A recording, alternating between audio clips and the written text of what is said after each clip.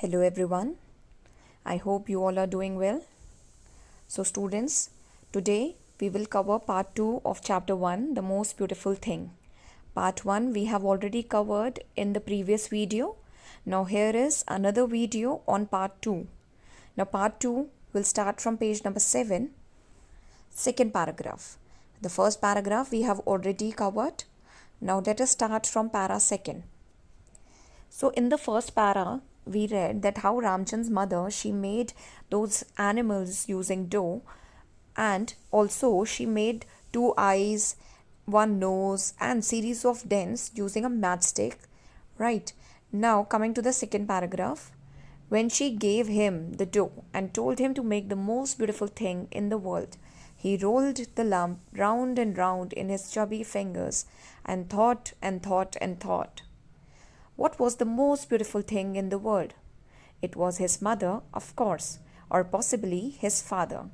So when Ramchand's mother gave him that lump of dough and asked him to make the most beautiful thing in the world, Ramchand pondered over and over again, and after thinking for a while, then he came with the conclusion that it was, of course, his mother that was the most beautiful thing in the world, and also his father.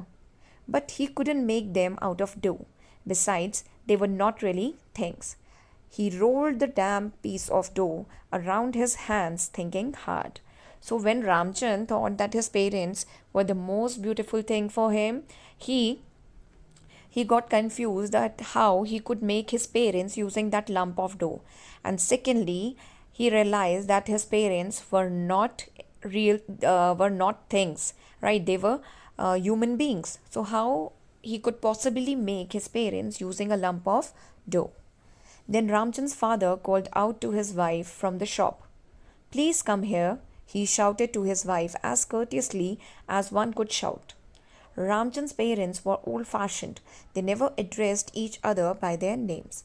Now, while Ramchand was busy thinking what he could make using that lump of dough, meanwhile, the father, Ramchand's father, called his wife for some help.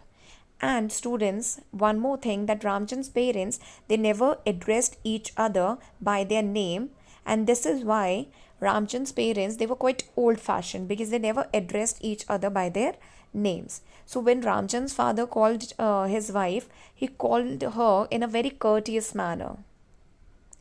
She turned off the stove, put it and the matchbox safely away on the upper shelf, and threw a sharp, anxious glance at him. So Ramchand's mother, before leaving, made sure that the matchbox and the gas stove is turned off so that Ramchand is safe from any such incident. And before leaving, she also glanced at Ramchand what he was doing. And why she did that? She was terrified about the stove. She had heard so many stories of children having accidents with them. So she was a little cautious about the stove and Ramchan. So before leaving, she made sure that the stove was turned off because she had heard so many stories about children having accidents because of stove and fire. But ever since she had told him about Chuhu, he seemed to be keeping his distance from the stove. She hadn't even planned it. It had just come out when she had finished making a perfect little mouse and had realized it would be difficult to give it whiskers. Now, Ramchand's mother, she noticed that the moment she told Ramchand about the story of Chuhu, she realized that Ramchand had been keeping distance from the stove. Right, he had been staying away from the stove. And the story which she told Ramchand about Chuhu, that came at the spur of the moment because she never planned it. And why she told such story? Because she couldn't make whiskers using the lump of dough. When she made Chuhu, it was difficult for her to give that dough mouse whiskers. So she came up with that story. She smiled and untucked the pallu of her sari from the waistband of her petticoat, spread out the pallu, adjusted it around her shoulders, and looked at her son. Now, before leaving, she adjusted her sari and then again had a look. So she had a glance at Ramchand and she noticed that he was still absorbed looking at the piece of dough. Feeling he was safe, she went out to the shop. Apparently, her husband needed her help to look for a new tin of black pepper that he had misplaced. Now, why Ramchand's father called his wife? Because Ramchand's father had misplaced a new black pepper tin which he could not find anywhere in the shop. So he needed Ramchand's mother's help to look for that black pepper tin. They found it after about 10 minutes, and Ramjan's mother went back to continue with her cooking. Now, when the tin was discovered in the shop, when they were able to find it, then finally Ramjan's mother, she came back and she continued with her cooking. She found Ramchand in the same corner where she had left him, with the piece of dough still firmly in his hand. But he was crying, and he wasn't howling or throwing tantrum or weeping like children do. He was really crying, with real heartbreaking sorrow, gulping, sobbing, his eyes full of grief. Now, what is described here, when the mother she came back to the room to continue with her cooking, she noticed that Ramchand still had that piece of dough in his hand, but he was crying. He was crying, and why he was crying? He that reason the mother was unaware of, but then what she noticed was that Ramchand, he wasn't howling, he wasn't crying like other children they do, and he wasn't throwing a tantrum, right? He wasn't even behaving like a stubborn child, but he was simply weeping. He was really crying with real heartbreaking sorrow. And how Ramchand was crying? As if he was in deep sorrow, right? And his eyes full of grief, and one could see that Ramchand's eyes were full of sadness. Pain tore through her heart. So when the mother saw the condition of Ramchand, right, she felt very bad because she couldn't understand the reason why Ramchand was crying like that. She rushed to him and scooped him up in her arms, hugging him, examining him to see if he had physically hurt himself. So that the first thought that came to Ramchand's mother's mind was that he might have got hurt. Maybe that was the reason that he was crying. So she rushed to him and she even scooped him in her arms and looked for the injury if there was any.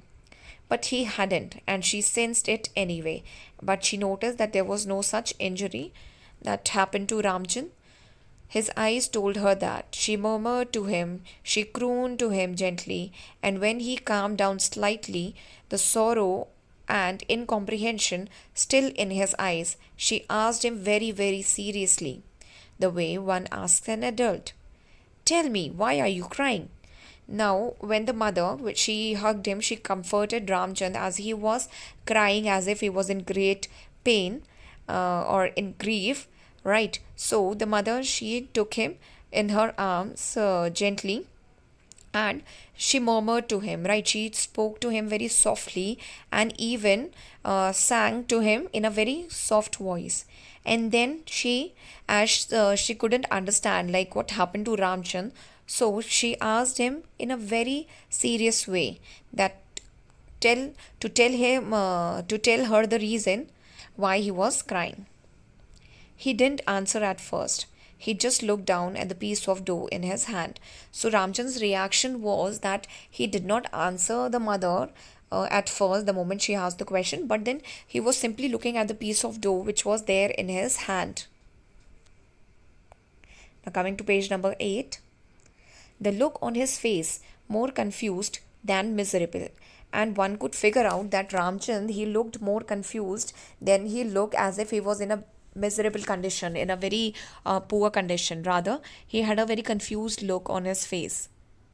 He looked at the beloved, familiar face of his mother. Her clear gaze met with his honesty. He trusted her. He could tell her, Ma, you told me to make the most, he gulped. So this is how he got the courage to tell his mother why he was crying, right? Because he knew that his mother would never judge him no matter what he says. So he tried to tell the mother, saying that you asked me to make the most beautiful thing. She waited. You said make the most beautiful thing in the world. Now Ramchand is replying that you told me to make the most beautiful thing in the world. Now what the mother replies? And she asked, her face still serious and inquiring.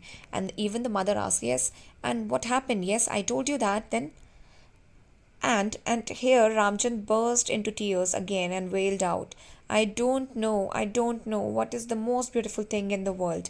When the mother asked, like, yes, I told you that, what what next?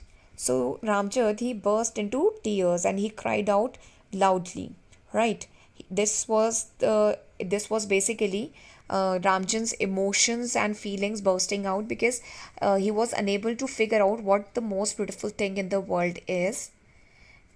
She didn't laugh at him, and she never knew how grateful her son was to her for the rest of his life for not laughing.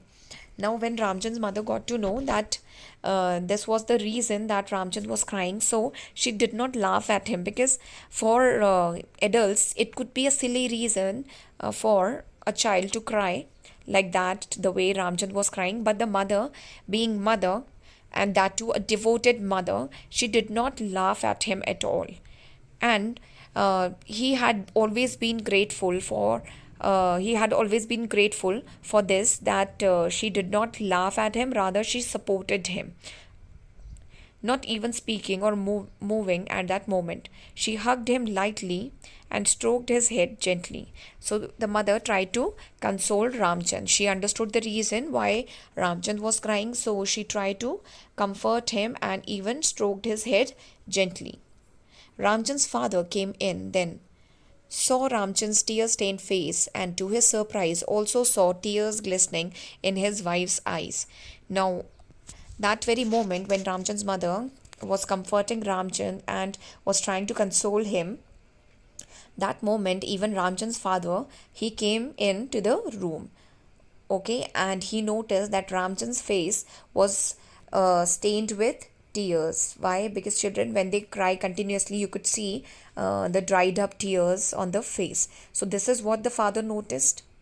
And to his surprise, he also noticed that even Ramchand's mother's eyes were glistening with tears, right? Was shining with tears. Like one could see tears in Ramchand's mother's eyes also. What happened? He asked. And she didn't say nothing. He just fell down. With complete perfect composure, she told him. Ramchand looked at his father apprehensively, his own face tense, the tears dried, the lump of dough now dusty, its surface drying and forming little cracks.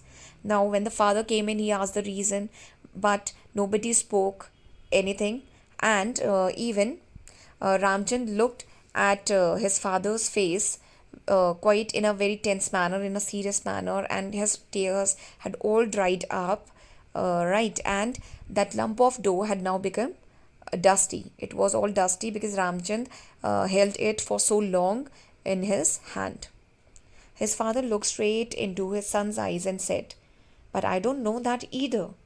Now, when the father got to know the reason, right, what the answer was, the father replied that even he doesn't know what the most beautiful thing in the world was. The silence of his mother, the simple truth in his father's voice, these were the things Ramchand never forgot. Now, this was actually how the mother comforted Ramchand. She did not speak a word, but she comforted and consoled him by hugging him, by wiping off his face, and also crooning to him, singing to him in a very soft voice, and not laughing at him when he told his mother the reason for which he was crying. Whereas the way the father comforted was, the father replied to Ramchand that even he doesn't know what the most beautiful thing in the world is. Right? So that was the simple truth in his father's voice. These were the things Ramchand never forgot. There was perfect peace in the room after that. Ramchand didn't know where that lump of dough went. It was forgotten by everyone. His mother washed his face and hands, dried them gently with a soft cotton cloth, and gave him some warm milk to drink. Now, After when everything got over, Ramchan was comforted by his parents. In a different manner, the mother comforted him, right? Whereas the father comforted him in a different way. But he had his parents' support.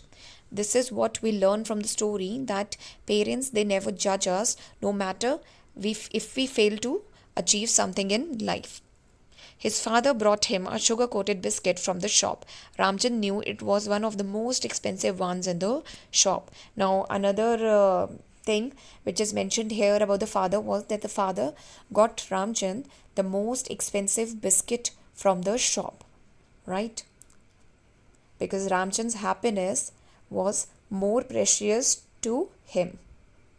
After that, nobody mentioned that incident again, and after the shop closed, dinner and bedtime were just the same.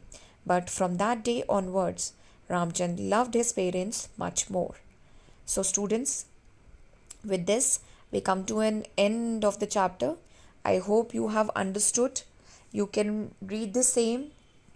Okay, in case if there is anything you have not understood, you can go through the chapter one more time. Okay, so that is all for the day.